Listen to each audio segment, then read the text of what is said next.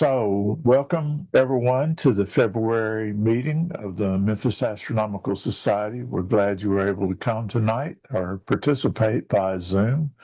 And looks like we've got quite a crowd because we've got an exciting speaker lined up for tonight's presentation. So, without further ado, we are the Memphis Astronomical Society. We're a 501c3 public education society. We also function as an astronomy club of sorts, and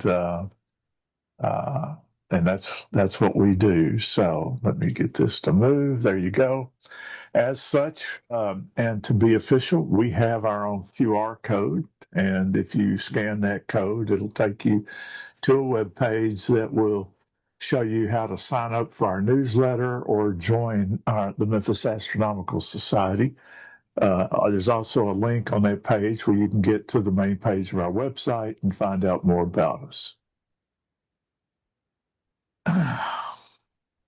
There's a copy of the page that it'll take you to. Sorry.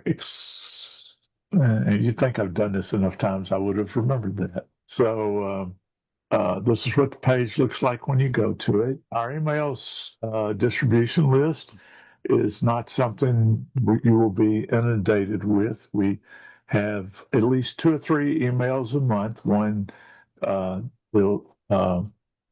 where we just announce the meeting, and then, of course, any of our public observing sessions, we do our go, no-go call for those observing sessions using that email distribution list. So sign up for that, or if you want to become a member, join the Memphis Astronomical Society, and you'll get on that list as well. Memphis Astronomical Society has a calendar, and it's on our website. And this month we have a couple of observing events. We have a mentoring event. This is where we gather at a park in Collierville where we're starting to move away from the Memphis Light Pollution Dome, but still in city and within driving range. And we try to get there before sunset so we can help you set up your telescope, or we can set up our own and help you work with your telescope, or what lets you come out and watch us work with ours. And maybe if you haven't gotten a telescope yet, it's a good place to go check out some of the ones we have and see whether that's a path you want to go down. On Wednesday, the 18th of this month, we have our monthly Memphis Astrophotography Group meeting, where a bunch of us that are interested in taking images with our telescopes get together and talk about how to do that. And we have folks that are holding their iPhones up to the eyepiece of their telescope to very sophisticated, dedicated astrophotography systems. So we have experts and learners of all varieties, and the motto is it's where the teachers and the learners get together and figure out what's what. So come on, no matter what level you think you are. We have a few new members this month. Thank you for joining the Memphis Astronomical Society. Malcolm Astor, Omar Aquil, John Pegg, and Mike Heidelberg. Welcome to the Memphis Astronomical Society. I'll try to scan through this list quickly and see if any of them are here, but the list is too big. Oh, my goodness. So thank you for joining, and hope to see you at an observing event or at one of our in-person meetings later this year. We have a newsletter that is a very high quality, beautifully done publication. This month we've got, that's a copy. That's what this month's newsletter looks like, a couple of pages of it. And we're introducing our Astro Bingo card this year. So I think the rules are on that sheet, and it's you go through and observe all these things, and you get 1, 2, 3, 4, 5 in a row, up, down, crossways, diagonal, whatever, and you win prizes. We hadn't figured out what those are just yet, but they'll be worth the effort, I promise. Also, in our newsletter, we have our monthly star charts that we've done. Steve did a beautiful job of doing these. These have uh, observing lists on the back, and of course, a regular sky map, and no, regular sky map. And new to our sky maps are the light pollution sky map. And I know you can't tell from looking at my screen, but there's much more stuff on the non-light pollution sky map than there is on the light pollution sky map. So this is probably better for in-city finding stuff. So thank you, Steve, for the work you put in on that. All right. Like I said, we have an astrophotography group, and we have a lot of members of that group. You can join that group and join us on our. Let's see, we're not doing Slack anymore. We're doing, what's it called? Oh, goodness gracious. Discord. We're looking at moving to Discord. Sorry, yeah. That was the word I was looking for. We're migrating over to Discord, and for our communication channel. So check us out. Get in touch with us if you want to join that Discord group. You will have to be invited. It's limited to members of the members of the Memphis Astronomical Society that want to participate in the astrophotography group. All right.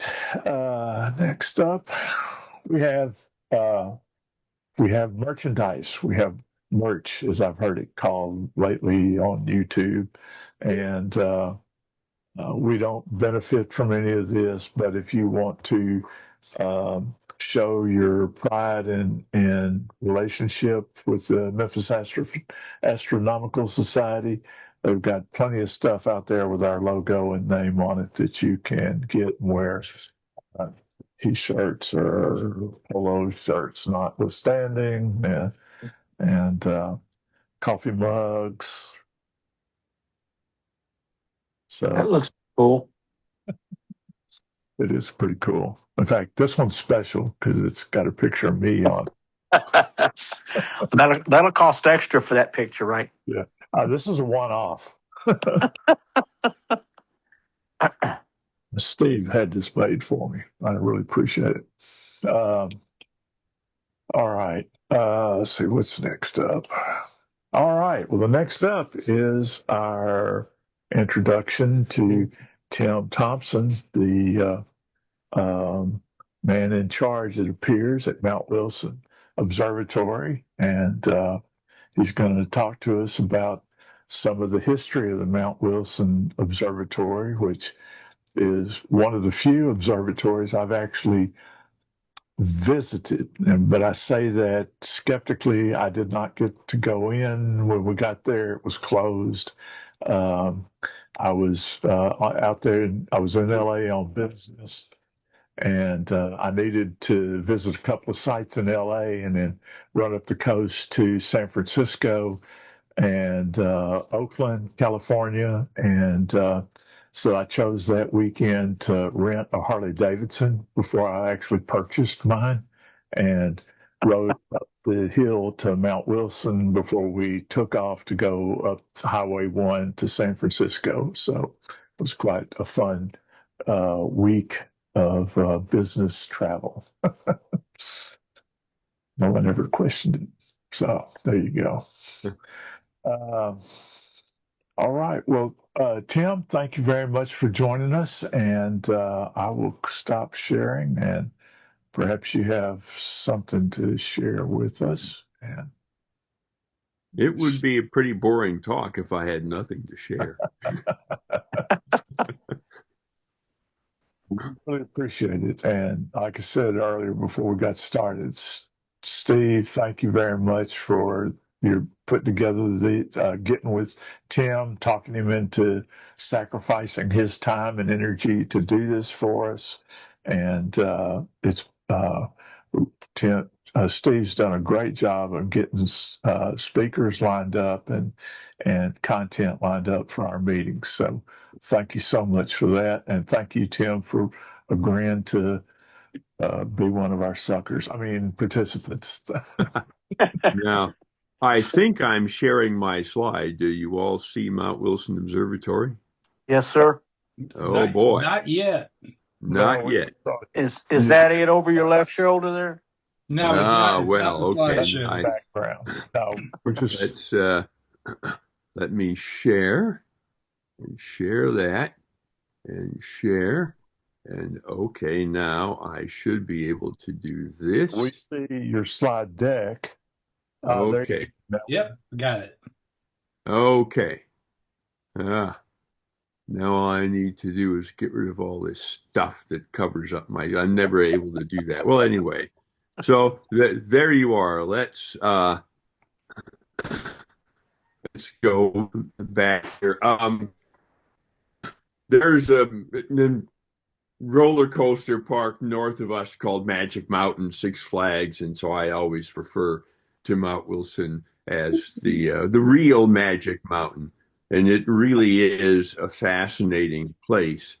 And I think Mount Wilson is unique in the history, not just of astronomy, but in the history of science, because the money came from Andrew Carnegie, shown here, who was not just filthy rich, but fabulously filthy rich, and the wealthiest man in the history of the country, or one of the few anyway.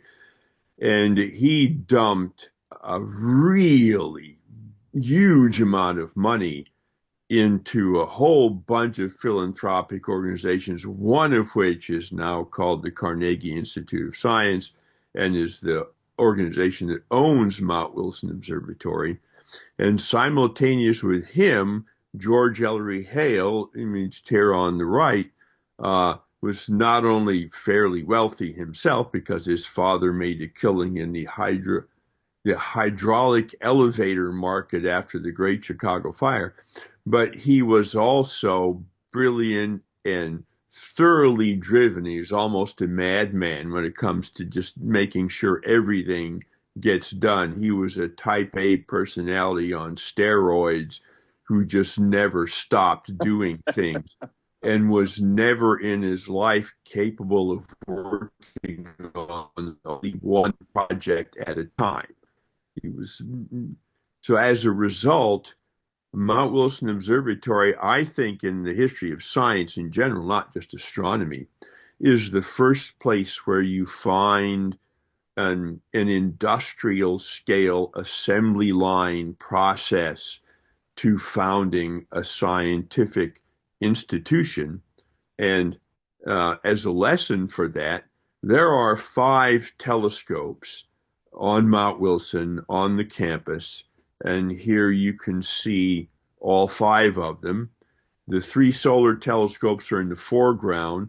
The horizontal building on the lower right is the Snow Solar Telescope, which was completed in 1905. It was built in 1904. The 60-foot solar tower, the shorter tower, was completed in 1908. The taller tower was completed in 1912. The 60-inch dome near the center of the image was completed in 1908, simultaneous with the 60-foot tower, and then the 100-inch telescope in 1917. So over the course of 13 years, you see 5 world's largest telescopes being built on one roughly 40-acre campus. You can't build one world's largest telescope in a measly 13 years today. It's not going to happen. And you certainly won't find more than one on any campus anywhere except Keck Observatory because they built the two 10-meter telescopes simultaneously. So nothing like this has ever happened before. Nothing like this is probably ever going to happen again. This is one of the reasons why throughout the entire first half of the 20th century, Mount Wilson Observatory literally dominated the astronomical sciences. So the first thing I want to do is go through just looking at the telescopes. What are they? Why were they so important? And look at the technology. And then I will go into the science that was discovered with them. But these are the three solar telescopes in a picture dated circa 1910. You can, the front of the image is dominated by the horizontal snow solar telescope, which was originally covered with canvas, and by 1910, as it is now, covered with metal, and the coelostat mirrors are out in front in this building that slides back to expose the mirrors when you're observing. The building is horizontal, and so one drawback it has is when the sun shines on it, the air inside warms up and you get hot air rising inside the building. It's close to the ground and the air is moving perpendicular to the horizontal light path, which increases the twinkling of the sun's image. So Hale figured this out pretty quickly. So if I could build a tower, just pick this thing up and put it on its end, then not only would I get up off the ground where the effect is less important, but now the air is moving parallel to the light path instead of perpendicular to it, and you don't get as much twinkling. So in 1908, the 60-foot tower went up, and at that, by 1910, it still didn't have a dome on it. They put one on it later. And then the 150-foot tower, which was actually completed in 1912. They finished the construction of the tower in 1910, but the optics had problems. So these three solar telescopes were the flagship of Mount Wilson Solar Observatory, which was its name until the 100-inch telescope came online in 1917. And a whole lot of discoveries were made about the sun at Mount Wilson Observatory and Mount Wilson Solar Observatory. They're not famous, and I will be talking about them a little later on when I go through the science. I do want to lavish some attention on the 60-inch telescope because I think this is the most important single telescope probably in the history of astronomy next to Galileo's telescope. Certainly modern astronomy, this is the big headline maker, even though nobody pays attention to it and they all want to see the 100-inch telescope where Hubble did his work. But the 100-inch is just a scaled-up copy of the 60-inch. It's the 60-inch that blazed the trail. And for a long time in astronomy, professional astronomers were arguing over refractors or reflectors, which is the right way to do astronomy. Refractors won out because they were a little easier to make and worked better than reflectors. And at the time, throughout most of the 19th century, certainly the second half, the primary reason for that was this telescope on the left, the Great Melbourne Telescope. Most people think that the 1-meter refractor at Yerkes Observatory was the largest aperture telescope in the world prior to the 60-inch, but it wasn't. The 48-inch Great Melbourne Telescope was beginning in 1869. Problem is it had all kinds of problems. The mount, for instance, is insufficient for the weight of the telescope. It's exposed, so when the wind blows, the telescope shakes. It's not designed for photography. It's configured as an F41 Cassegrain. It's not a versatile telescope, not a very good telescope. Nobody used it. And just to emphasize how unknown this telescope is, about mid-year last year, say 7 months ago or so, maybe 8 months, I had a visiting group of high school students and their teachers from Melbourne, Australia, visiting Mount Wilson. And when I told them about the Great Melbourne Telescope, they were all aghast because none of them had ever heard of it, and they lived there. And they were in shock, and the teachers were handing out homework assignments to the students, find out about our world's biggest telescope, because nobody used it because it just wasn't any good. So this telescope is the reason astronomers did not trust reflectors. And the reason that they suddenly changed their mind and decided to trust reflectors was the 60-inch telescope at Mount Wilson, which amongst its many engineering innovations, the secondary mirror could be removed and replaced with a different mirror, and you could change the optical configuration. Now I'll show you some diagrams of that in a few minutes, but basically you could make it a Cassegrain, you could make it a Newtonian, you could make it a long focal ratio Coude, you could even use prime focus, although I don't think anybody ever did. So it was like 3 or 4 telescopes in one. And that big thing sticking out the bottom of the telescope is a 2 or 3 prism spectrometer attached to the bent Cassegrain position. The 60-inch telescope was the first large professional astronomical telescope designed from scratch to do photography. You're not supposed to look through it, so we have to fiddle with the optics in order to get an eyepiece on it so you can look through it, because you're supposed to put a camera there. So nobody had designed an observatory and its telescopes in the past for photography until Mount Wilson Observatory came along. So it's real competition, and the real most effective telescope in the world at the time was this one, the 40-inch refractor at Yerkes. And it probably was the biggest in the world if you define biggest appropriately, because it's an F19 1-meter refractor with a 62-foot long telescope tube, and I suspect it was indeed the longest and therefore the largest physically telescope in the world at the time. And most of you probably don't have a 62-foot telescope in your backyard. So, but it was the king of the refractors, and really about as big as you could make a refractor. Once you get any bigger than 1 meter, and the glass sags. So George Hale was the founder of Yerkes Observatory and the founder of his own observatory in Chicago, was interested in a whole lot of things, amongst them spectroscopy and infrared astronomy. They were both high on his list of things to do, as well as saving money. So with a refractor, the glass lens is opaque to infrared. You can't do it with a refractor at all. And if you do spectroscopy with a telescope like this one, chromatic aberration messes with the focus, makes it really hard to do spectroscopy. You have to photograph each spectral line individually, move your camera, unbalance the telescope, rebalance the telescope, photograph a spectral line, move the camera, unbalance the telescope, rebalance the telescope. You can see that this is really something you'd rather not do if you can avoid it. With a reflector, the whole spectrum comes in at one shot, and it's easy.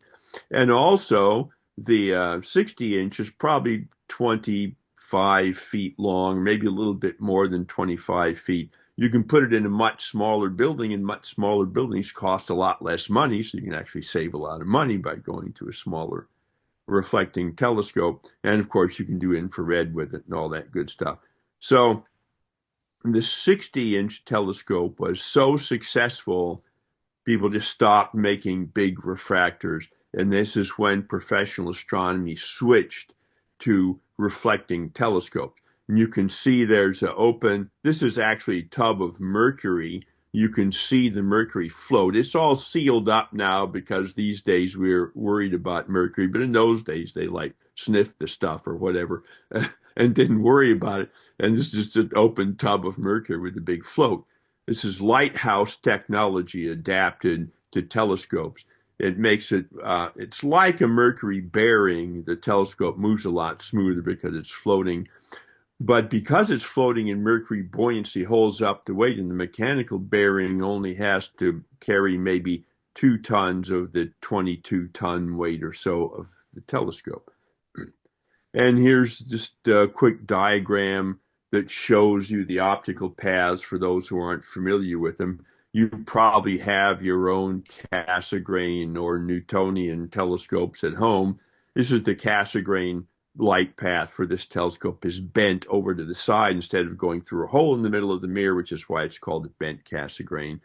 There is a prime focus option, but I don't think anybody ever used prime focus here or on the 100-inch, just because it's so much easier to use the Newtonian. It's got the same focal ratio, so you might as well use it. But the really big deal was the Coudet light path at the center bottom. This had never been done before on a large telescope anyway, and because it has a very long focal ratio and very long focal length, this gives you high resolution spectroscopy. It really spreads out the spectrum so that if you're doing astrophysics, the spectroscopy, the spectrum is really spread out. And this was by far the most effective spectroscope for astronomers in the world. So not only did it have the biggest aperture, could see the dimmest things, it was way ahead of everything else in spectroscopy. That's why everybody in the world came to Mount Wilson Observatory, and they still do, if you'll pardon my saying so. But this is why they all came to Mount Wilson Observatory, to do real astronomy and to do real astrophysics. And here's the 100-inch telescope. It's just a scaled up optical copy of the 60-inch, has all the same Coudet light path, bent Cassegrain, only this telescope has two Cassegrain ports, both of which are hidden behind the English yoke mount here, but there's a bent Cassegrain here and here.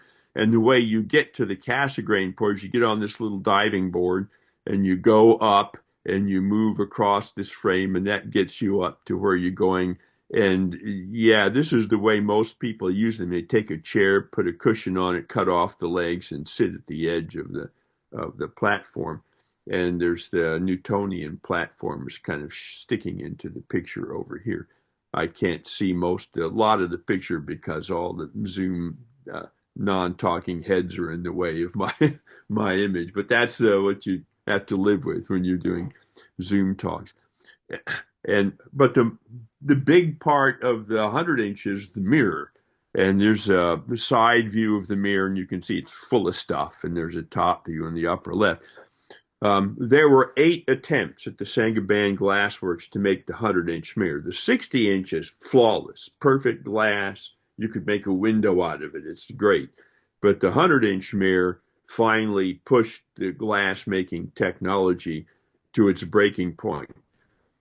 Both the 60-inch mirror blank and the 100-inch mirror blank were the largest single pieces of glass ever made for any reason at the time, not just telescope mirrors.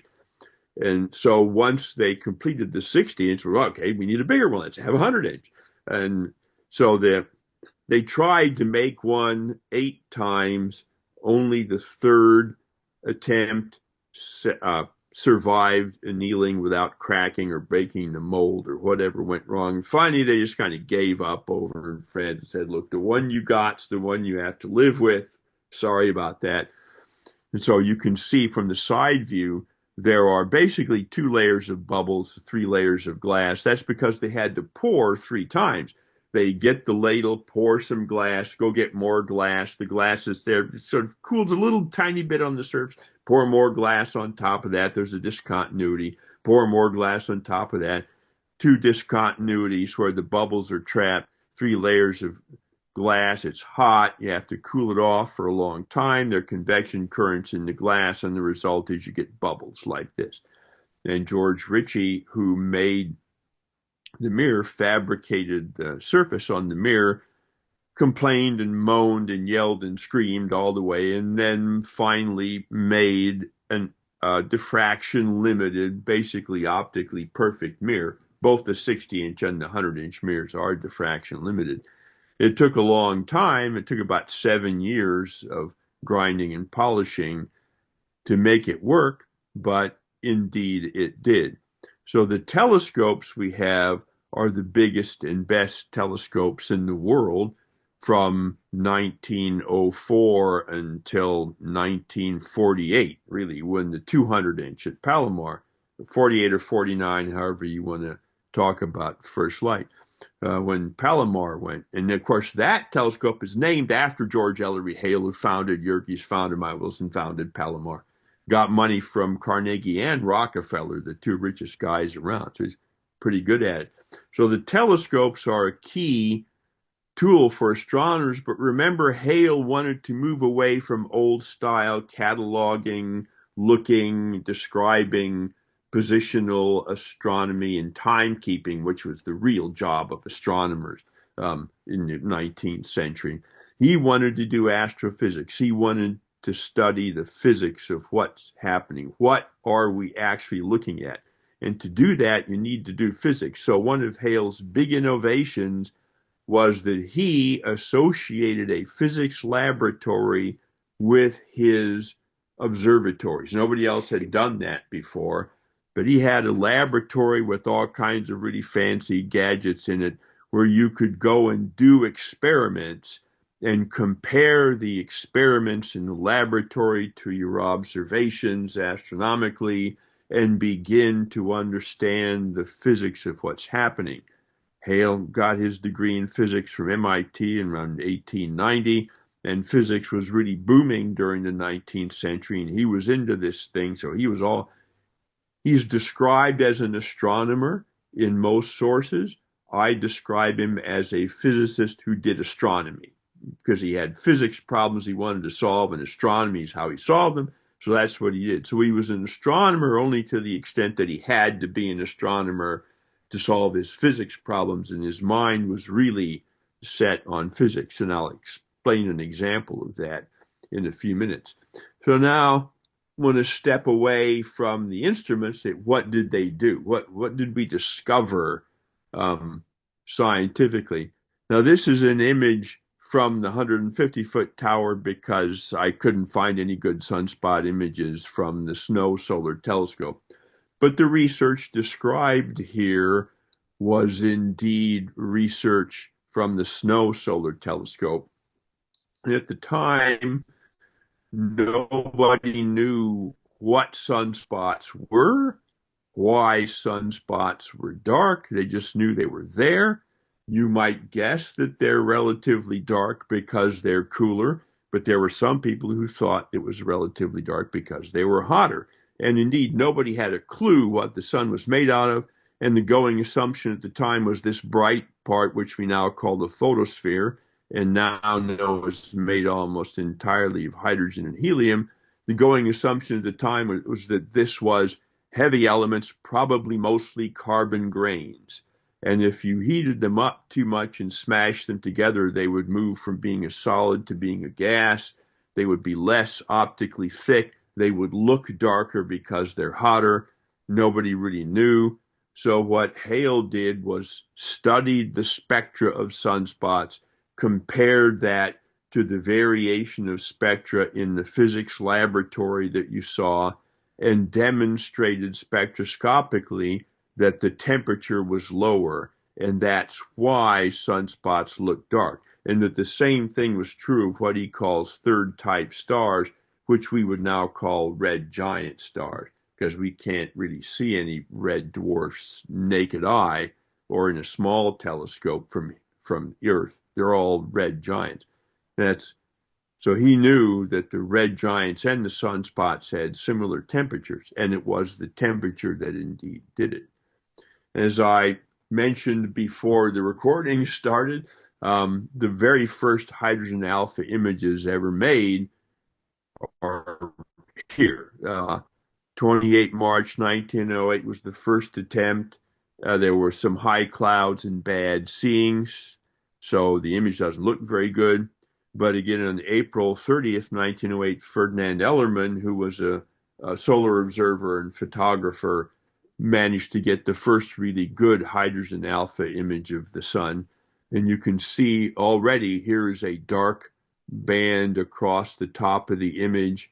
That's the top of an arcade, so that if you were looking from the side, and you can modern H-alpha telescope, you see these things very easily, this would be a loop sticking up out of the sun, arcade prominence. The various artifacts on the image are the artifact of the spectroheliograph, which Hale invented while he was a student, that moves a spectrometer slit across the photographic emulsion So it was the first instrument that would allow you to image in a single spectral line. So this is all hydrogen alpha light because of that device. Prior to this, all of the imaging was done in the blue light, hydrogen, beta, gamma, delta, calcium, H, and K. And as you already know from your own solar observing, there's a lot more detail visible in hydrogen alpha than there is in the other wavelengths. And for me, I've looked at calcium filtered with my eyeball and can barely see anything, but hydrogen alpha stands out like a sore thumb. So armed with these images, Hale immediately noticed vortices, and he talks about the correspondence between the relations developed in the theory of vortices and the theory of hydrodynamics. No astronomer in those days would even know what the word hydrodynamics means. Well, they might have, but certainly they didn't study hydrodynamics. Physicists did, and fluid dynamics or atmospheric dynamics. And even amongst astrophysicists, hydrodynamics is still a narrow field of specialty. Most astrophysicists don't really need to know much about hydrodynamics. And this is an example of Hale, the physicist. In his private library, there's one of the very first dynamic meteorology textbooks by Bjorn Berknes, which Hale obviously read, and he read the theory on vortices, and he read the part about hydrodynamics, and he was immediately interested when he saw the H alpha images of the sun. And some other astronomer probably would not have been, because they would not have studied physics the way Hale did. And he noticed that some of the spectral lines were doubled, and that could be caused by various fluid flows. But he knew that if you could look at the polarity of the lines, you could tell whether this was Zeeman splitting in the presence of a magnetic field. And he makes the remark here that he's going to go looking for a suitable sunspot and look at it and try to see the Zeeman splitting. And indeed, before long, he did, and he found the Zeeman splitting. And here is a list of Hale's papers. Now, this talk is being recorded, and so you will be able to come back and look here and actually could dig up those papers for yourself if you really want to follow the history of observatory that closely. But he talks about seeing the magnetic field first in sunspots, and by 1913 he can see the general magnetic field of the sun. Some people have argued that no, he didn't, and then other people have argued yes, he actually did. But certainly by the 1950s, when Horace and Harold Babcock, the father-son solar astronomy team, put together the magnetometer and mapped out magnetically the magnetic field of the sun, then of course it was nailed down fairly well. And I will just change the subject for a moment to point out that Horace Babcock got his PhD from the University of California in 1919, and his PhD topic was looking at M31 and its rotation curve, and he's the one who actually discovered that the rotation curve of M31 is flat. It wasn't Vera Rubin, it was Horace Babcock or Harold Babcock. No, I think it was Horace. I can't remember which one. Horace Babcock.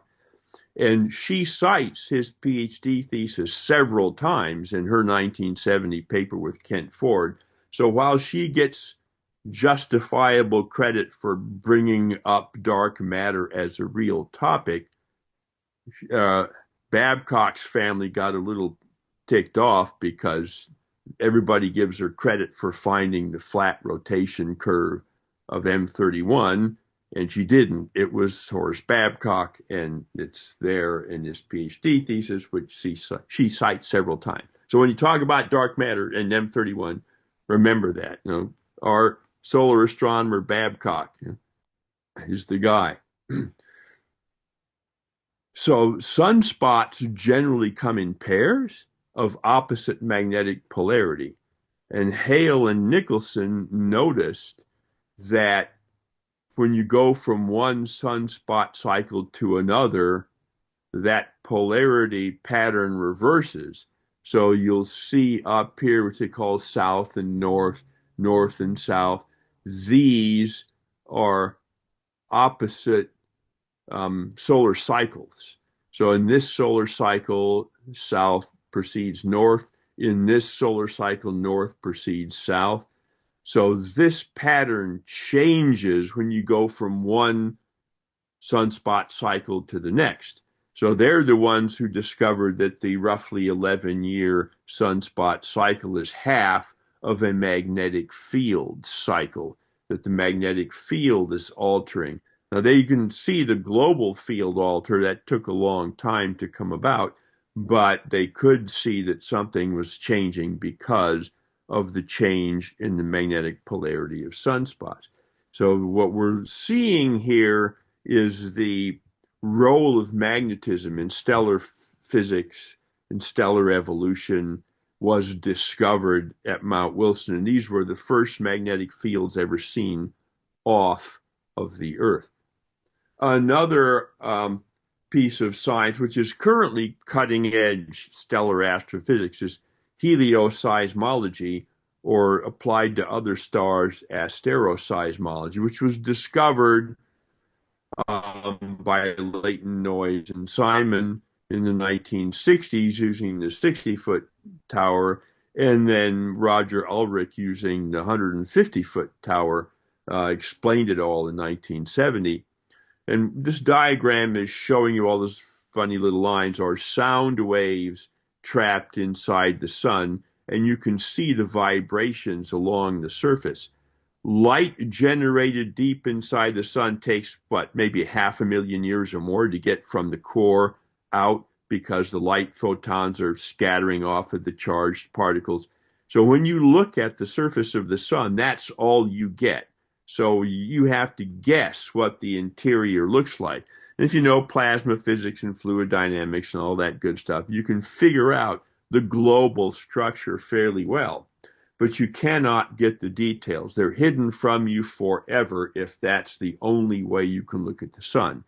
But once you recognize the vibrations and recognize the science of helioseismology, you can now look inside the sun. And one of the things you discover, and this is a movie I'm going to play, which comes from Goddard Space Flight Center, the sun rotates faster at the equator than it does at the poles. This yellow core of the sun rotates as a rigid body, but the outer layer, the equator, moves faster than the pole. This is maybe 23 days, maybe 30 days. There's a significant lag. So it's differential rotation, and there's some friction here where you have solid body rotation and then fluid rotation. This twists the magnetic field like twisting a rubber band. And if you twist a rubber band enough, it will break. If you twist the magnetic field enough, it will break too. And when it breaks, the chunks of magnetic field form sunspots. So the sunspot cycle is an alternating cycle of the magnetic field winding up and breaking. And this is something you learn from helioseismology, which you can't get any other way. And since George Hale was personally very interested in looking at the sun, very interested in stellar evolution, even though this comes well after George, this is his legacy. This is the kind of thing he was trying to do and would have wanted to try to do, and we've been able to do it at Mount Wilson Observatory, discovering helioseismology. This is now very cutting-edge solar physics and stellar astrophysics. You can do this with variable stars, apply the same techniques, and there are a lot of people working in this area now. It's the frontiers of stellar astrophysics, and it owes its existence to Mount Wilson Observatory. So I'm going to step away from the sun you can see that Mount Wilson Solar Observatory did a lot about the sun that is not famous, that we're not well known for. But we are well known for the cosmology. And here, Henrietta Leavitt, who's one of the famous Harvard computers, if you've never heard of the famous Harvard computers, look up Harvard computers to begin with, but also look for the book The Glass Universe by Dava Sobel, because all of the Harvard computers were women. Edward Pickering, who was the director of Harvard College Observatory, hired all women because his woman in charge of hiring hired all women, and he could pay them less than men anyway, and his budget stretched just like everybody else's. But they were really innovative and famous and made several big discoveries. This one, Henrietta suggested it in 1908. I see something, wait for further word. And then in 1912 published her final conclusion. And what you see in these plots in the bottom is the horizontal axis is the period in days on the left, and on the right plot it's the logarithm of the period in days, the base 10 logarithm. And the vertical scale is the same in both plots. It's the linear apparent magnitude scale. And what you're seeing is as the period gets bigger, the apparent magnitude gets bigger. And she's looking at stars, all of them in the small Magellanic Cloud, all the same distance away. So if you just knew the distance, you could turn that apparent magnitude into an absolute magnitude, and it means that these stars are actually brighter. The longer the period, the physically brighter they are. But she didn't know how far away those stars were. She knew this rule, but she couldn't do anything with it herself. Einar Hertzsprung up here on the left calibrated this to known distance scales using statistical methods in the Milky Way in 1913. So she publishes in 1912, he calibrates in 1913, and right away, beginning in 1914, Harlow Shapley begins using this technique to map out what's going on with the Milky Way and the globular clusters. If you go back to the beginning of the 20th century, only about 60 stars had known distances due to trigonometric parallax, certainly less than 100. So Henrietta's method was the first, besides trigonometric parallax, to allow you to get a distance very much farther than any distance you could get with parallax. And there are other methods that came along that I'll come to in a few minutes. But Harlow Shapley used this to create the first schematic model ever of the Milky Way galaxy. And the two big things to come out of this, one is that he called it the sidereal universe. Everybody, including Shapley, believed that what we now call the Milky Way was the entire universe. Prior to Shapley, everybody thought the whole universe was maybe 30,000 light years across. Shapley decided it was 10 times bigger. It must be about 300,000 light years across. That's a little big. 200,000 is a better number for today. But he was the first to map out. He didn't understand dust in the middle of the galaxy. He thought it was a zone of avoidance where clusters couldn't form. But he mapped out the sidereal universe, mapped out the Milky Way, and most importantly of all, he's the first person to observationally move the Earth from the center of the universe. You might think Copernicus did that with the heliocentric model of the solar system, but there were ancient Greek philosophers hundreds of years BC who thought the sun should be in the center of the system and not the Earth. It's an old idea, but it was always philosophy. You could never prove it. You could never argue from some observation. Yes, because of these observations, we are at the center. But Harlow mapped out the distances using the Cepheid variable stars and was able to show directly that the center of that distribution is over there, in this case over there, and we are over here. And therefore, it was 1914 to 1919 that at Mount Wilson Observatory, we finally dethroned humanity from the center of the universe. Sorry about that, but no, life is like that. So it's a big philosophical deal. And now, distances, remember, Henrietta gave us a way to get really long distances, and parallax gave us short distances.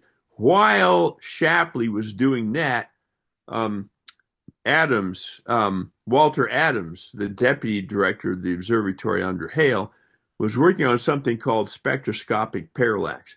And the simple explanation is, and there's a Hertzsprung-Russell diagram here, or color magnitude diagram. If you've never heard of it before, look up Hertzsprung-Russell diagram. It's worth a talk of its own.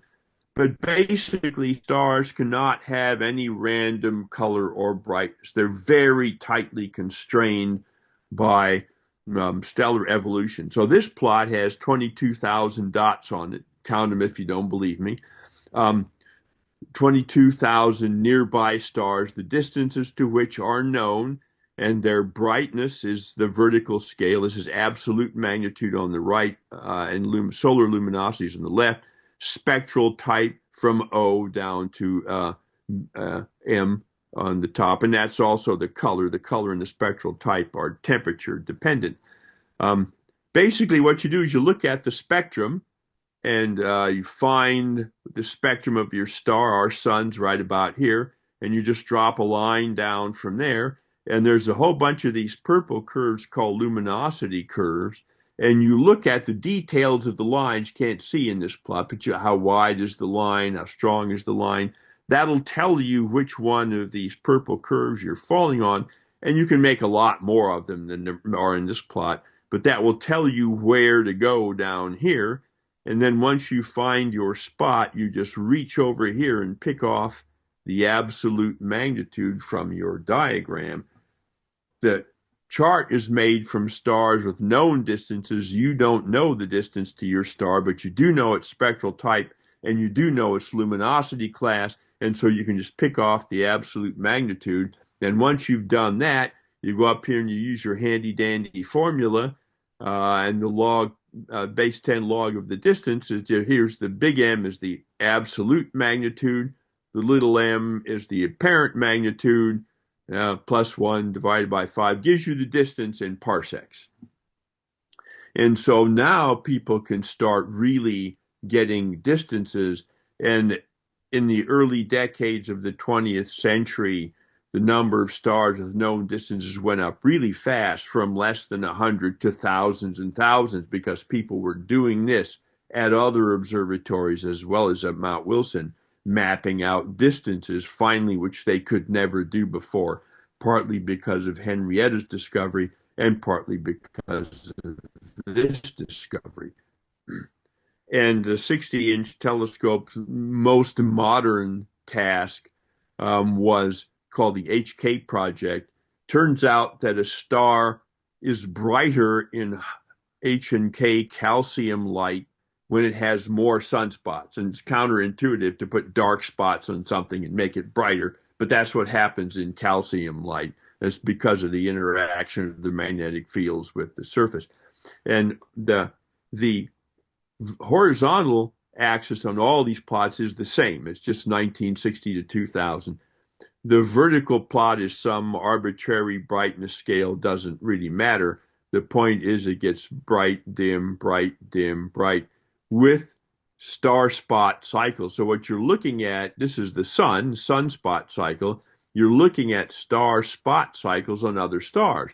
Here's a star that has, okay, not much of a cycle. Brightness doesn't change much. It's pretty relaxed. Here's one with a much longer cycles than the sun. Here's one with shorter cycles than the sun. This is not too bad from the sun.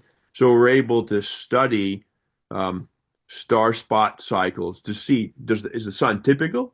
And it is, as it turns out, it's pretty typical. There are stars with no cycle at all. There are stars with longer cycles, shorter cycles. The sun is not bizarre or weird in its star spot cycles. So those are some of the various science highlights to come out of the 60-inch. The big news to come out of the 100-inch telescope was the fact that Harlow Shapley's Milky Way was not the sidereal universe. The actual universe is a lot bigger than that, and this is Hubble's famous Var plate. We're looking at the core of M31. This is made on the night of 6 October 1923. We're marking off nova here. There's one here. There's one down here somewhere. Nova are known to be very bright. So when Hubble found nova in M31, 3 of them, and they're very rare. There should be one over there and one over there, years or decades apart. To find 3 of them simultaneously in a very tiny part of the sky is really weird. To see them looking very dim is really weird because we know they're very bright and they have to be very far away to look that dim. So Hubble was trying to figure out if the spiral nebula were nearby or far away, and this told him right away that they're far away, but he didn't have any way to know how far.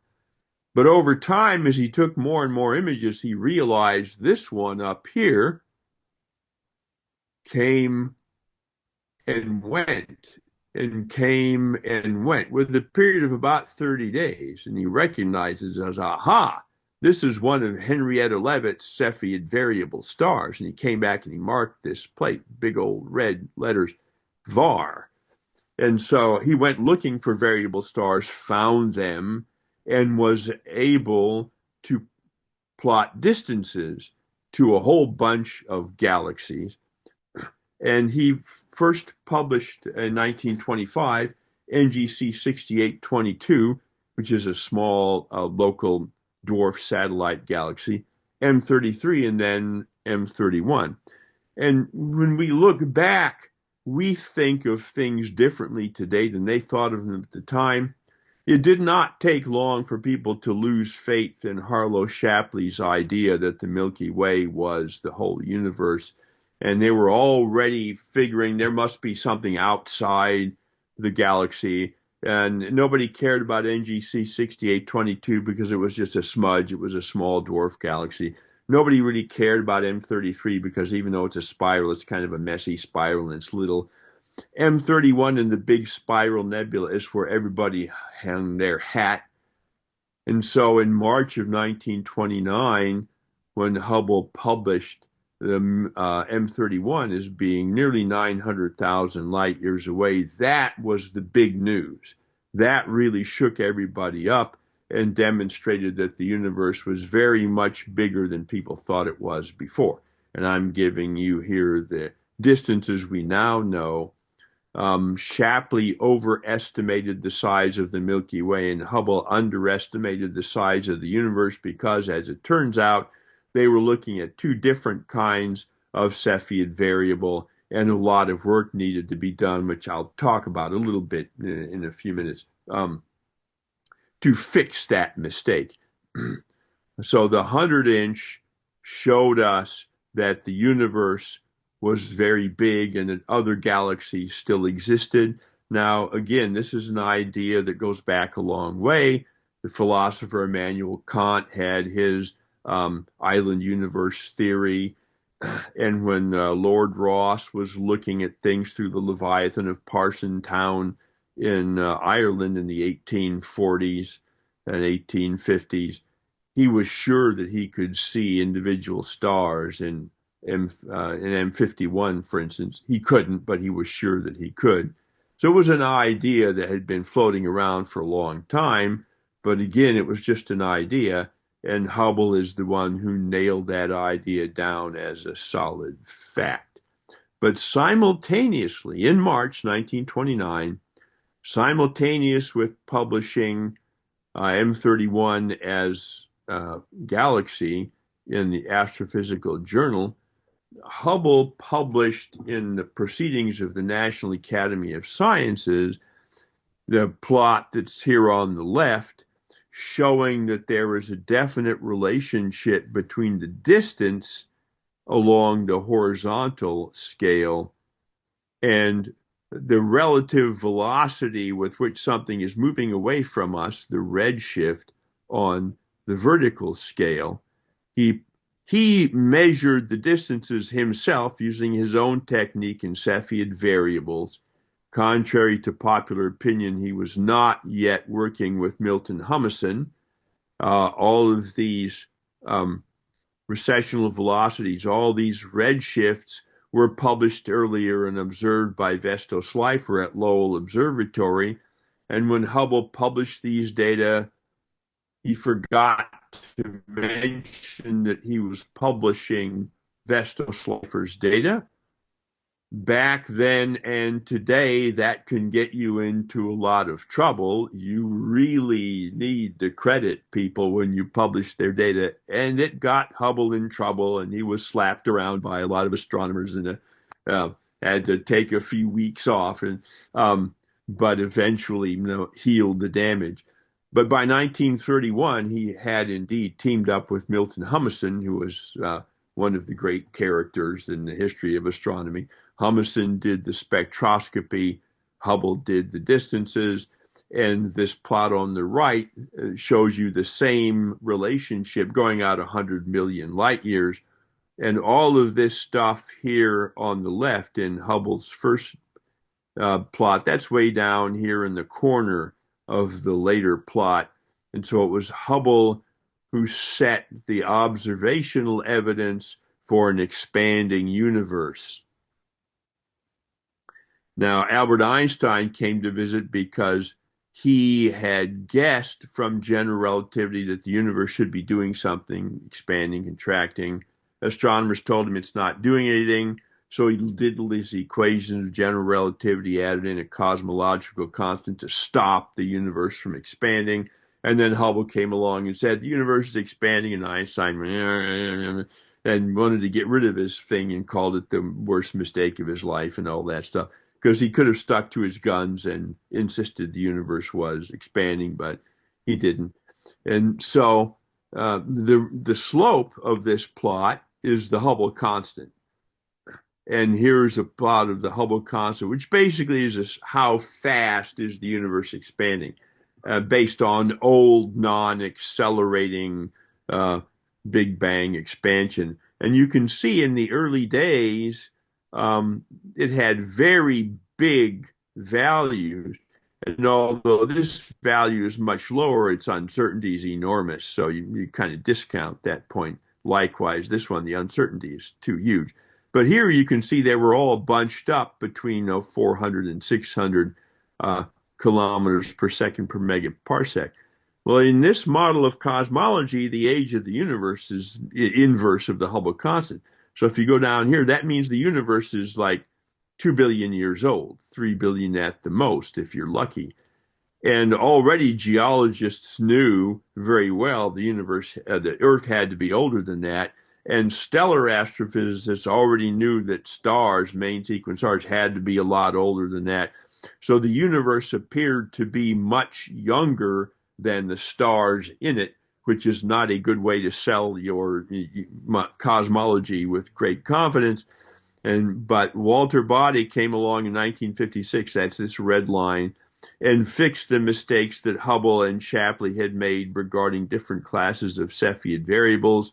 He split one Leavitt's law into two Leavitt's laws, and then Alan Sandage came along a couple of years later, and he made further corrections that Hubble mistook some things that were not stars for stars and a few others. And pretty much the Hubble constant has settled down now into this 50 to 100 range. It's around 70, 65 to 75, depending on who you believe. And I'm not going to go into the Hubble tension and the problems with the Hubble constant, which is now a big headache in theoretical cosmology. But it all got nailed down by Hubble, starting with Hubble and by Bodice, Sandage, and other people working on the same thing. And another aspect of the 100-inch telescope, remember that Hale wanted to do infrared astronomy, and they began an infrared astronomy program. And Nicholson and Pettit were trying to measure the brightnesses of the various planets and a few stars. Hale and Nichols had tried that at Yerkes Observatory with limited results. But my favorite result out of the Nicholson and Pettit effort was that they stared at a spot on the sun, not the sun, on the moon during a total lunar eclipse and watched the shadow of the Earth go over that point. And so they're measuring the temperature with infrared. So what they're doing is they're seeing how fast or slow does it cool after the sun's no longer shining on it, and how slow or fast does it warm up again when the sun is shining on it. And they were able to tell from the thermal inertia that the surface of the moon could not be covered with a dense layer of dust. And they published this in 1929. Fast forward to the Apollo program, and if they just read the Astrophysical Journal and looked at the work by Nicholson and Pettit, they would have known in advance. They didn't have to worry about the Apollo capsules vanishing in some 20-foot thick shell of dust around the moon. But they didn't, so they sent rangers and surveyors and things in advance to make sure, which is probably a good idea anyway, but they would not have had to worry about dust if they had been aware of the infrared observations of the moon made at Mount Wilson Observatory by Nicholson and Pettit during the 1920s. So on the topic of infrared, fast forward, the very first infrared sky survey ever made, the 2-micron sky survey, not to be confused with the 2-micron all sky survey, which is completely different, was made during the 1960s using a special custom-built telescope pictured here, which is now in the hands of the Smithsonian somewhere. So this continues the tradition of infrared astronomy, and discoveries and observations made with this telescope were followed up by the 60-inch telescope. And I bring this up because one of the discoveries of the 60-inch was this thing called the Beckland-Neugebauer object. Eric Beckland and I forget Neugebauer's first name, but the little image down in the lower left is a visible image, the trapezium you recognize in Orion, and there's a spot up here in the cloud where visually you see absolutely nothing. It's boring. Nobody ever looked there for any reason. They happened to look at it in the infrared, and kaboom, there's this searchlight staring you in the face. This is the very first protostar in the act of forming ever seen. And this was one of the goals. George Hale was interested in stellar evolution, and obviously the process of star formation would have been fascinating to him. So this, using his idea of doing infrared astronomy, this is part of his legacy again, with the 60-inch telescope discovering the first ever forming protostar still buried in its dust cloud. And the Kleiman Low Nebula is just a reference to this, the bright infrared emission, where in the visible light image, you recognize all of this as reflected light from these stars. It's not emission, it's reflection. But in the infrared, it's thermal emission, and it shows that there's a great deal more dust out there than people thought they would find. And interferometry, this beam on top of the 100-inch telescope makes it a little bigger, and by moving the outer mirrors out and making use of the handy-dandy wave interference properties of light and an optical path like this, I won't worry about going into it in details. You can't do this photographically. You must do it by staring through the eyepiece. They were able to adjust the interference fringes and measure the angular diameter of Betelgeuse, Alpha Orionis. and got an angular diameter of 0.047 arc seconds, which is indeed the same as we would get today. Betelgeuse is worth a talk all by itself because it's an enormously difficult star to get the distance. Nobody knows how far away Betelgeuse is. It's ridiculously hard to figure it out. And they got the distance wrong here, I'm sure. So they underestimated its size considerably. But we still don't really know how far away it is. But this was the first example of measuring the angular diameter on the scale, on the sky of a star, which looks like a little point in most telescopes. This was one of Albert Michelson's big things. And this is a great segue to Mount Wilson Observatory today because, remember, we have 5 historically largest telescopes in the world on the mountain. And depending on how you define telescope, you could add a 6th. This is the CHARA array. CHARA is an acronym for Center for High Angular Resolution Astronomy out of Georgia State University. Began planning in 1985. They constructed it from 1996 to 2003. It's blazing away now. There's a maximum baseline, a maximum distance between any 2 telescopes of 330 meters or almost 1,100 feet. Basically, it's a telescope with an 1,100-foot mirror. You can get the angular resolution, but obviously not the light-gathering power of an 1,100-foot mirror, to 0.2 milliarc seconds or 200 microarc seconds.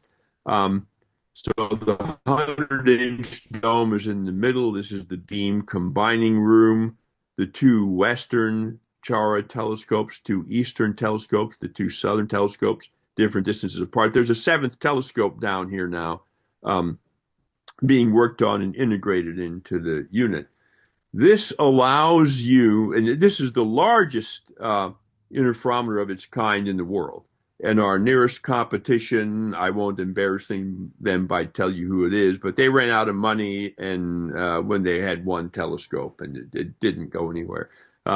So there's no competition. It's already the biggest, and when their new portable telescope is finally integrated into the system, probably in a year or 2, it will be even bigger. And it allows you to do things like measure the shape of a star. Here's where the beam combining is done. It's an interferometer, and there's a bunch of mirrors moving on little go-karts here. The general idea is that the light comes along and maybe it hits the 2 southern telescopes first. There's a couple of pipes that pump the light into the beam combining room, but the light hasn't gotten to the eastern telescopes yet, so you have to make this light wait while this light catches up, and that's what the beam combining room is for. And you, again, use your handy-dandy wave interference patterns, and you can do something like this. Now you're not just measuring the diameter of a star, you're measuring the shape of a star. These are all rapid rotators. Their rotation rate is down here next to the bottom. So this means Regulus, which is 4.3 times the size of the sun this way. Its equatorial diameter is 4.3 solar diameters. Takes 16 hours to spin once on its axis. And so these are all big stars, bigger than the sun, that can spin around. Altair only takes almost 8 hours to spin, and it's like twice the size of the sun. So they're rotating really, really fast. They'll fly apart any minute now. And theory predicts that the equator should be relatively dark compared to the poles. And when you synthesize an image, because this is not direct imaging, you have to build an image using Fourier transforms from the wave interference patterns, you get what we expect. You get the equator being darker than the poles, and there are bright stars. Some stars have bright spots and dark spots. You can see all that. So you can map the distribution of brightness across the surface of a star, which no other instrument in the world can do. If you want to do that, you have to come to Mount Wilson and use the CHARA array, because nothing else in the world can do it. And here you're looking at Nova Delphi, in 2014. You know the distance, but you can also derive a geometric distance because with the interferometer, you can get the angular velocity, and from spectroscopy, you can get the linear radial velocity. So you know the physical speed, you know the angular speed, and that from that you can derive a distance, which they did here.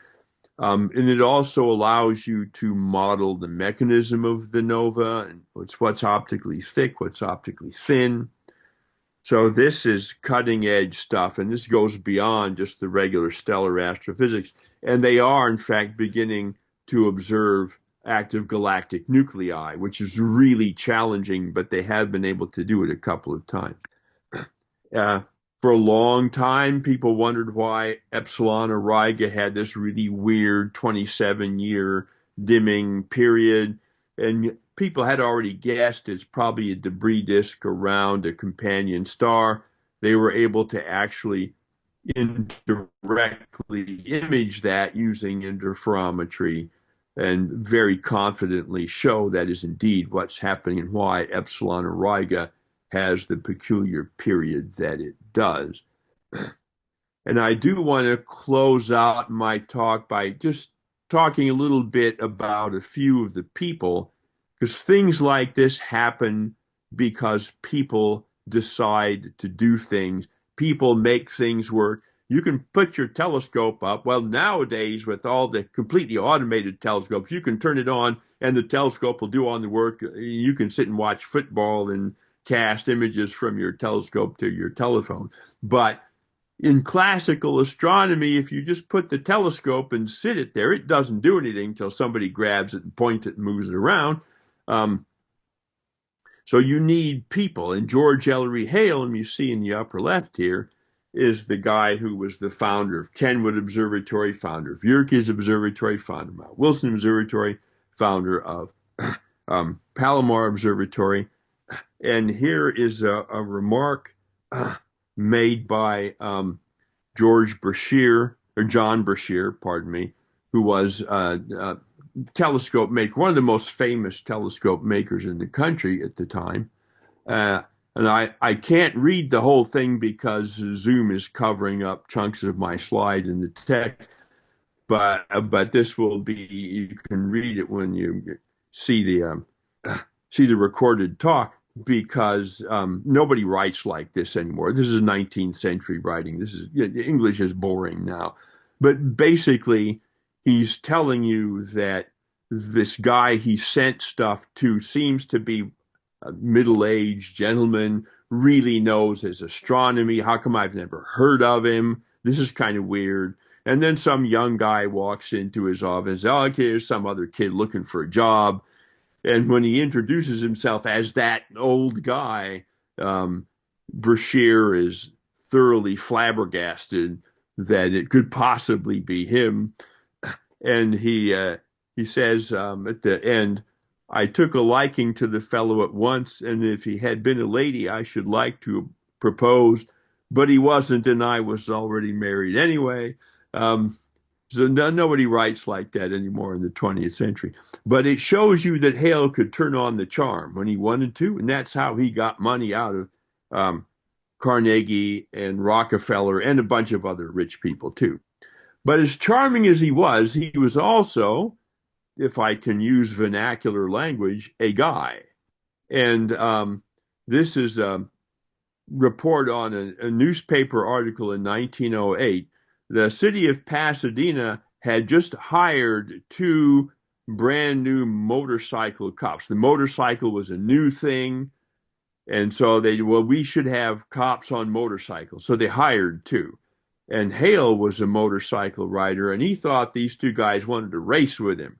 So he took off, and they took off after him and gave him a ticket for speeding through Pasadena on his motorcycle. So, see, he was capable of doing that.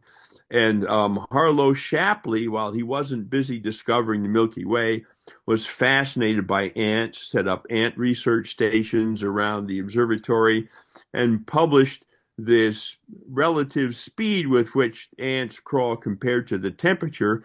And here's one of his published plots, and you can see the data is actually pretty good. This is a nice fit. There really is a correlation between the air temperature and the speed with which ants crawl.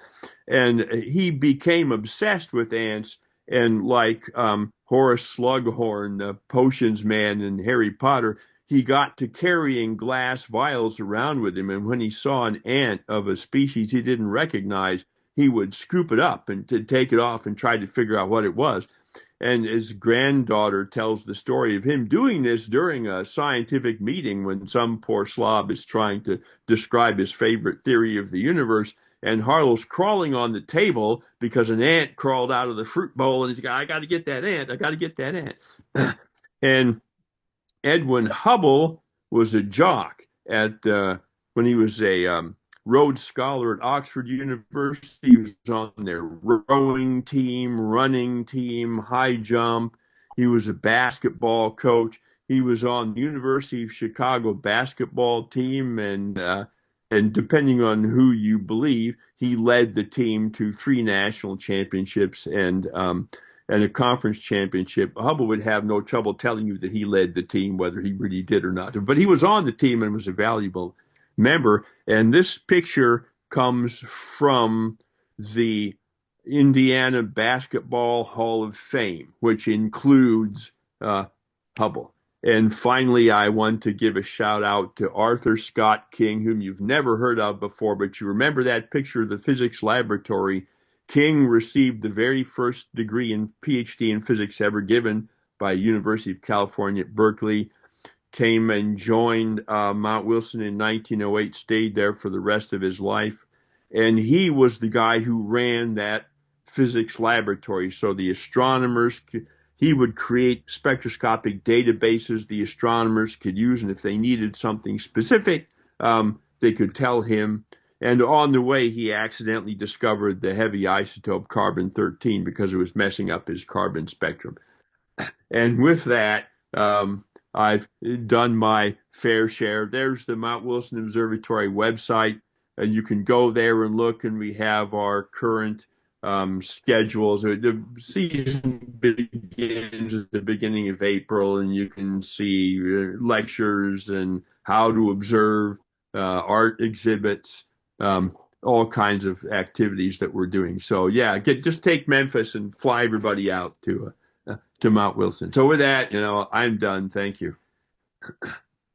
Thank you. Wow, what a history lesson. I had some idea about some of it, but I did not realize a lot of the things that you covered tonight. So you're going to have me diving back into, well, the books, but today that's the internet, searching. Well, remember, I could have talked for 4 hours. There's material for 4 hours. There's a lot I left out. Very cool. Well, I really appreciate it. I appreciate the history here. We started the night with 39 participants in our Zoom call, which is a high number for us, and we're down to 33. I would like to open the floor to anybody that has questions, or we're trying to be a little less stuffy and more friendly sort of thing. So if you want to introduce yourself or say hello or just got something to say, unmute yourself and ask away. And we'll spend a few minutes doing that before we wrap up for the evening. Looks like Nathan has a question. Oh, hey, yeah. I just wanted to say thanks. I work with, like we talked about a little bit earlier, just like near Earth stuff. So a lot of the very interesting astrophysics type of observations and all that go on, I don't have a lot of exposure to, and this is really fascinating. So I appreciate it. Thank you. You're welcome. Hey there.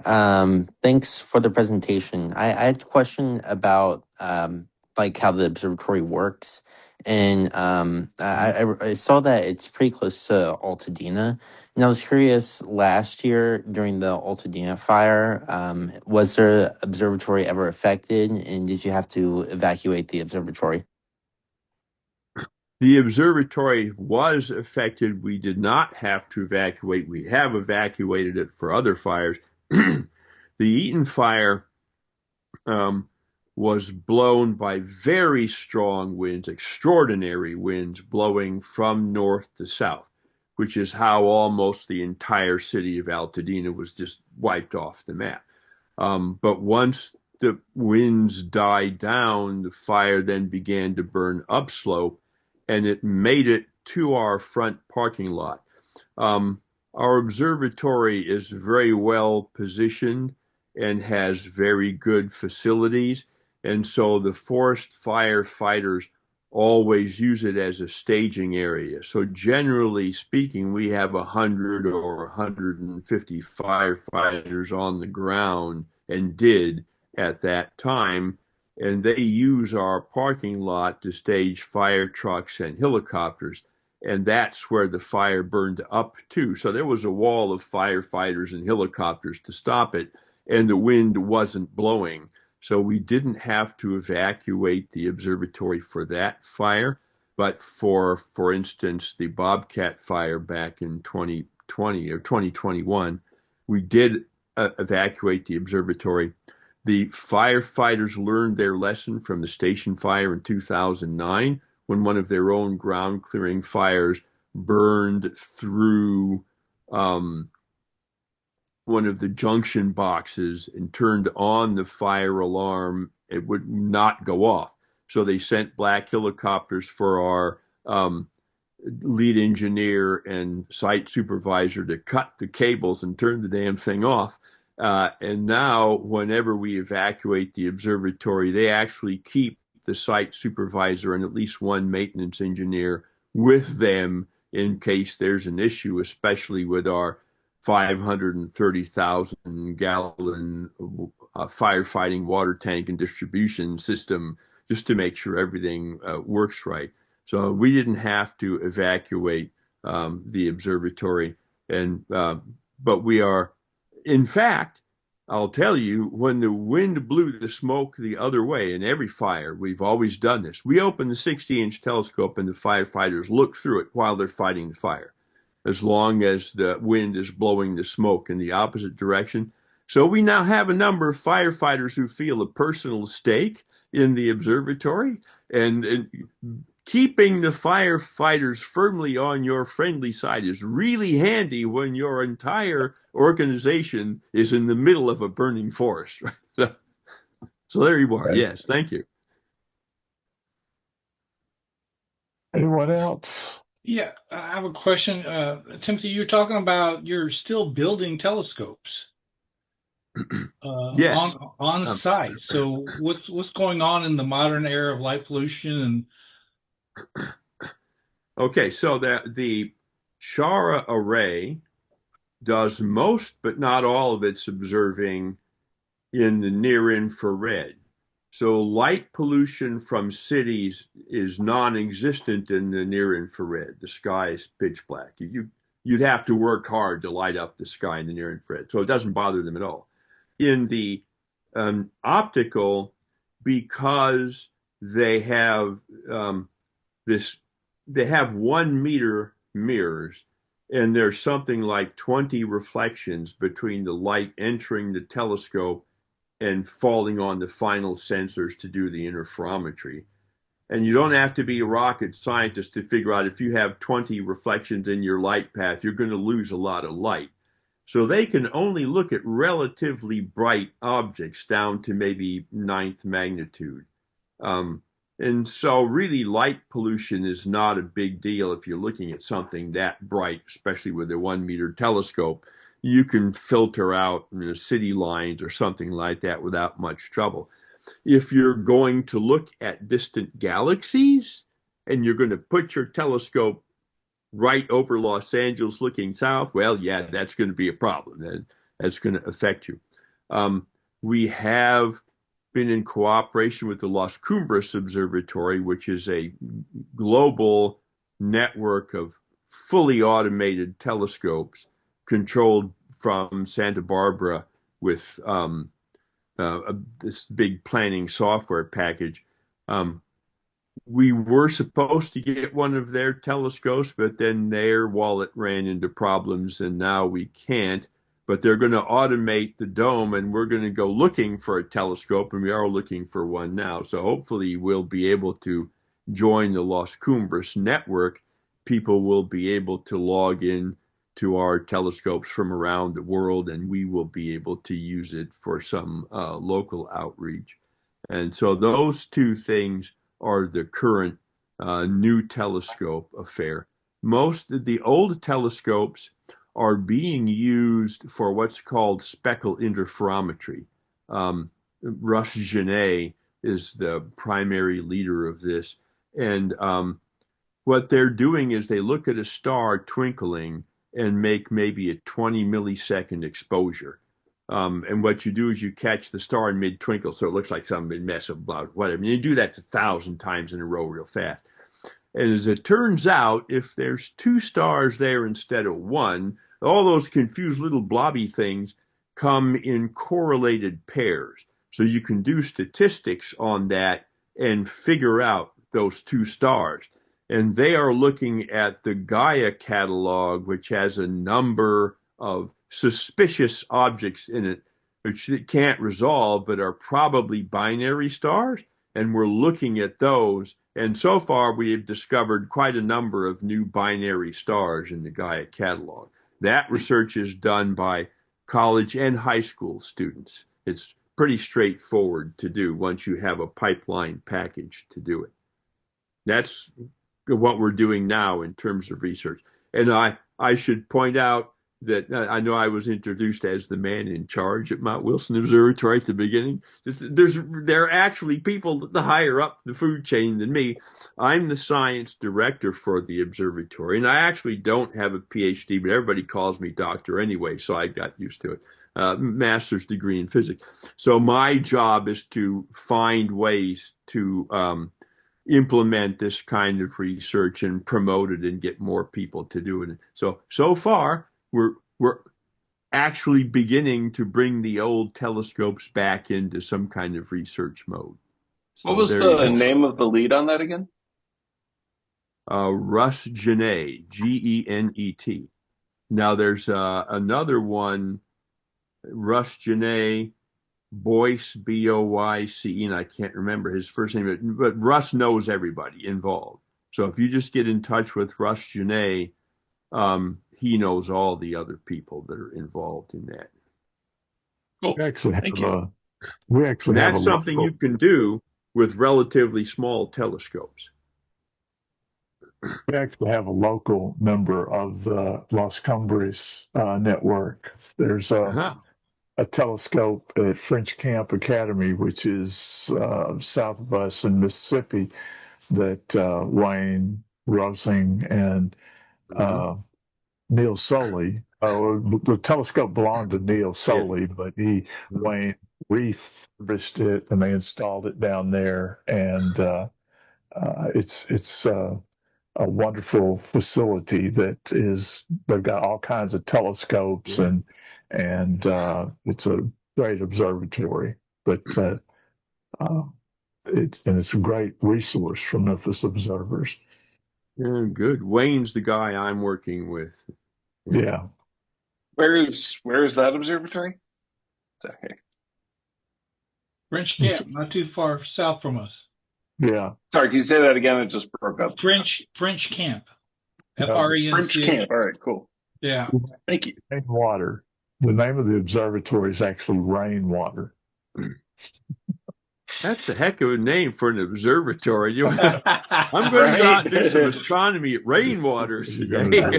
Not what you want usually. Maybe that was. I figured they'd I don't know, somehow anti-jinx themselves with the name or whatever. Well, it's like people talking about dropping the mirror out of the telescope when they're going to re-illuminize, and I keep telling them, don't say drop. Don't say that.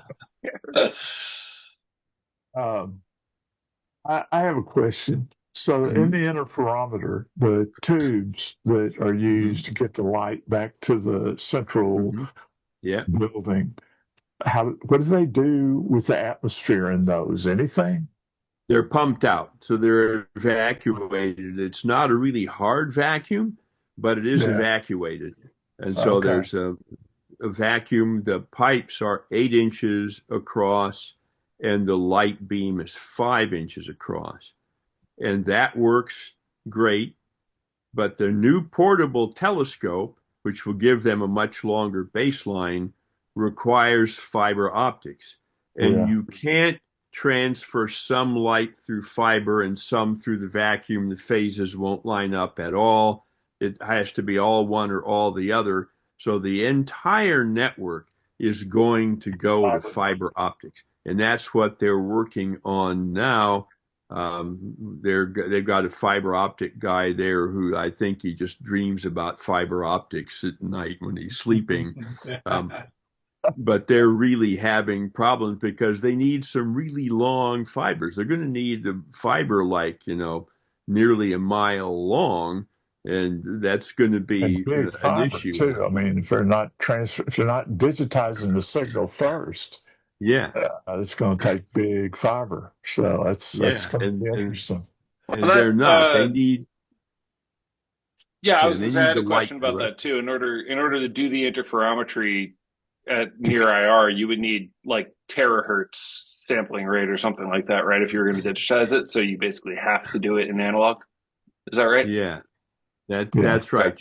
You can't digitize it. You have to do it all in analog, and I don't know enough about fiber optics to know how they're going to do that. I only know enough to know that somebody's going to lose a lot of sleep trying to figure it out, and won't be me.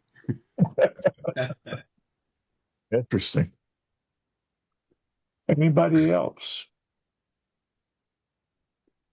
Yeah, I Well, got a Tim, question. This is kind of random. How do y'all get utilities up there, like in the middle of nowhere, like water and power, electricity? Well, our electricity comes through Edison, and they have power lines that go up. Um, Originally, of course, that was not the case. In 1904, there was no Edison.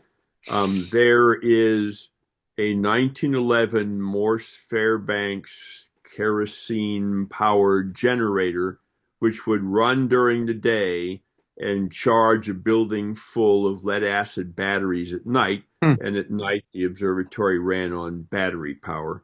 Um, Now we do have an emergency generator up there, so if the power from Edison kicks off, we can turn on the generator. It's a new generator. We installed it. The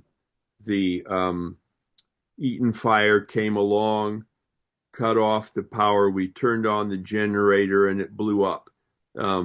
So we had no power. We had to get a hold of the company, which was very apologetic about their generator blowing up, and brought a new generator. And so far, it seems to be working all right. And as for water, it's all well water. We suck our water out of the ground, and the only time the wells have gone dry was back in 2014 when there was a big drought. We had to truck water. And under those circumstances, we closed to the public because we couldn't afford to truck that much water up. We just trucked water up for the people who live there and have to be there. But it's been a very wet season, and we've had good rainfall the last few years, and our wells are still charging. We have some lower wells and upper wells. We pump water up from the lower wells. So we have a tank filled with 530,000 gallons of specifically firefighting water, and then we have drinking water tanks up there as well. Very interesting. I wasn't expecting that much information, but that's amazing. Yeah, it's I hear that California's really turned around as, understanding that, it's like a dry area, but then all of a sudden it's so wet lately. Yes, there are many disputes about water handling in California, and that's another talk of its own. as well. But for the time being, for the first time in umpteen zillion years, if you look at the National Drought Monitor map, the entire state of California is drought free. There's no drought or dry anywhere in the state. But that won't last very long. It's California. Thank you. Yeah. Anyone else? Tim, as a show of appreciation, along with the check that, oh, wait a minute, there's no check, is there? Well, I will survive. We'll send you a handy, although we all know that astronomers aren't afraid of the dark, we will send you a handy dandy red flashlight just so you can see the key to get in the building with our Okay, thank you. Society logo. And we'll send you a Memphis Astronomical Society coffee mug, the highly coveted model with the featured speaker logo on the back. So, oh boy, thank you for being a featured speaker, and we'll get these in the mail to you shortly. So, well, thank you. I appreciate it. All right. I will get with you later and get a mailing address. So, okay. All right. Anyone else? Going once, going twice. Again, thank you very much for coming on tonight and spending your time with us. And it was an incredibly interesting story. Well, thank you. If you need a 4-hour lecture on Mount Wilson someday, I'm your man.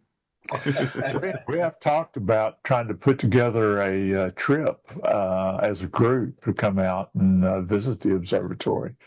We talked about that a number of years ago. We never made it happen, but we might give it a go again now that we have a connection. Sure. Sure. It's a long way, but yeah, come on down. Thank you so much. Good night, everyone. Thank you for coming and attending the meeting tonight, and look forward to a new topic next month. Y'all take care.